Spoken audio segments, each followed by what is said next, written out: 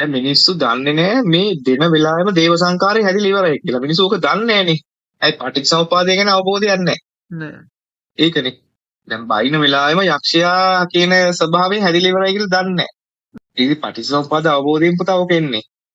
ඒකට දැන් පුතා බලන්න ඕනේ පොතක් කරන් ලිව්වත් කමන්නේ ඊයේ තිබ්බ හිතයි අද තිබ්බ හිත කොච්චර මගේ අද දවසේ දේව සංකාර වැඩුණාද ඊට පස්සේ ඔයාට හිතෙන ඕන දැන් ඊට පස්සේ ආ මොකද්ද මම මේ ධම දෙන්න ඕනේ අන්න ඒක බ්‍රහ්ම සංකාරයක් ඉතින් බ්‍රහ්ම සංකාරයක් ඔය කියන්නේ ඒ සබ්බදාන ධම්ම දානනේ කවුද ඒකේ බුදුහාමුදුරනේ බඹසර අන්න බඹසරක බ්‍රහ්ම සංකාරයක් ආවා මිනිසුන්ට නික්ලේශී බව දෙන්න ඕනේ ලෝකෙ දින උතුම්ම අන්න ඉතින් බ්‍රහ්ම සංකාර දැක්කනේ නිවනට උපනිෂ වෙන සංකාරය බ්‍රහ්ම සංකාර කිව්වට ඒවා නිරෝධයට උපනිෂ වෙන්නේ න්යා නිවන් දකින්න දහම් දෙන්න ඕනේ. ඔන්න නිරෝධයට අවශ්‍ය වෙන විදියට හිත හදනවා.